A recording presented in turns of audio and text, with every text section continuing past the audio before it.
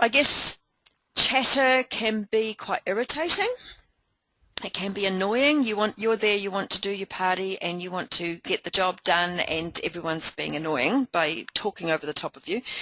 But I think it's important to remember that these people are together to have a social night, and they're there to have fun. They're not there to attend a lecture. Now, there will be some people there who really do want to hear what you have to say, and you need to keep a little bit of control for their benefit. I've found it's really important when there's a lot of chatter going on that you don't get involved in the conversation and you don't join in the joke. If someone's joking around, that quite often they'll look at you and laugh, and they're kind of inviting you to come in and join the joke with them. But don't do that. Just smile pleasantly, sit quietly and look pleasant, don't look annoyed, and just wait. If you can, then catch the host's eye, and she's going to start getting everyone's attention back. Don't tell anybody off, even if you want to.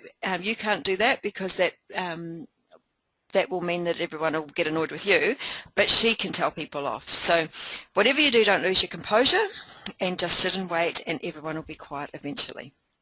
Okay, how about the second one? Well, a couple of comments about that, very similar to the lots of chatter actually. Yep. Just stopping and waiting for the person to actually realise that everyone's looking at them, waiting for them to finish. Yeah. Yeah, and once again, it's very similar. Sometimes somebody else at the party will say something to that person. Yes, because quite often other people get annoyed and they can tell each other off, but we just can't tell them off ourselves. I've found that a good way to deal with someone who's trying to be the centre of attention and basically trying to take over is to actually give them something to do. They're wanting everyone to look at them and listen to them, so sometimes if you ask them their opinion, or if you get them doing something for you, give them a job, something to do, they actually start feeling responsible, and they end up on your side. And getting them on your side is way better than trying to fight against them. So that's the loud one. Let's talk about the negative one. Any comments about? Actually, we've got one going back to the loud person. Mm-hmm. Alison, she says she often gets that person to stand up and help her with the presentation. Yes, excellent. And those people often turn out to be good consultants, so you should recruit her as well. And they do like to be helpful. They just want everyone to listen to them. Thanks, Alison. So any comments about the negative people? When you have a negative person, especially if you're a new consultant, this can be really quite off-putting. But if you know how to deal with it properly, it's fine. It's not a problem at all. Alison suggests shooting them. It's a bit messy though, don't you think? And another suggestion is just acknowledging them, Yep. acknowledging that they've got a wee issue. Mm-hmm. So not ignoring them, I guess that means, and Yes. hoping that they'll go away. Yep. I think that's really important, and I would never ever try to silence anybody who wasn't happy, because all it really does is make it worse. If you try and sidestep someone who's trying to be negative, she's actually likely to get louder and more unhappy, which really doesn't help. And I guess when you allow people to complain in front of everybody else, people actually respect the fact that you're allowing that, because they see that you've got nothing to hide, and they can see that you are completely confident about what you're doing and about your products. People do notice that you don't feel threatened and that you're not trying to change the subject or to hide. Now, you don't let it go on too long, obviously, but you at least let them get it off their chest. So if somebody's sitting there disagreeing with you or being difficult, it's hugely important that you are very pleasant to that person. And if she's had a bad experience, let's say she's had a bad experience with a consultant from your company, then you could say something along the lines of, oh look, it sounds like you really didn't have a good experience with our company, and I'm really sorry to hear that. Thank you so much for taking a chance and coming back and being able to give me a chance to make it right for you.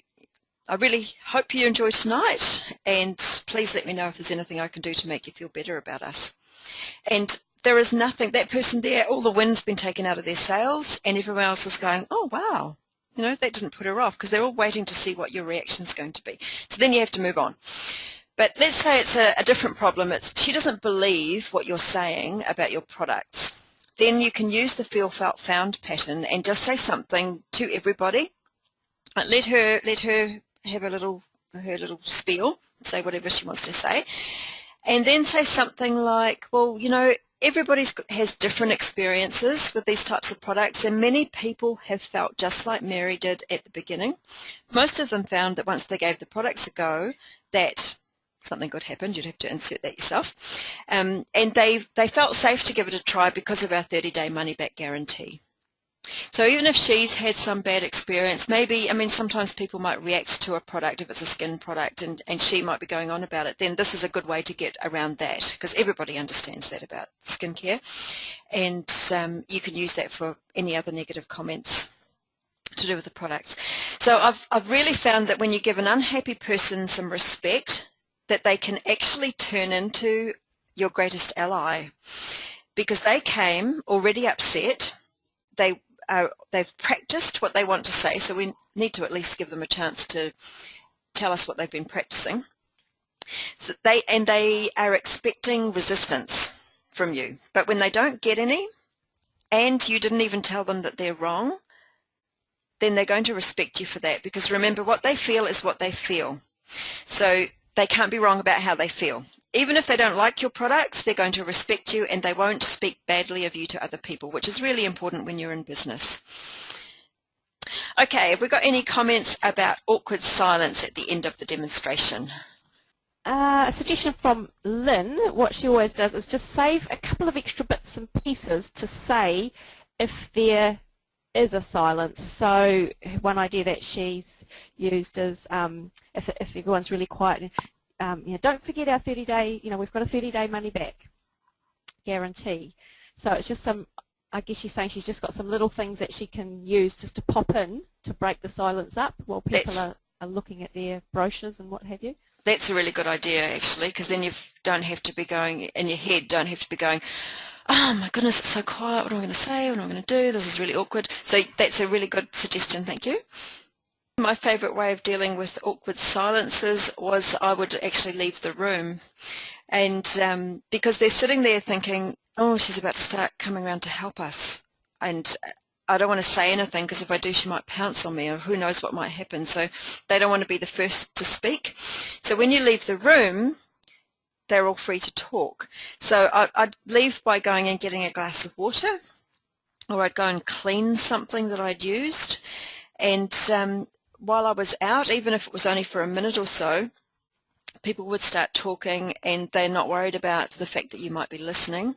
So it broke the ice, and really just a short time later when you return to the room, everybody's chatting happily and there's no more tension and it's all good. So there's some ways of dealing with 4 of the possible sticky moments that could happen in a party. Hopefully that might be helpful for you, because they, like I said in the beginning, all of these things can be prepared for, and once you're prepared for them, they don't have to faze you or put you off at all.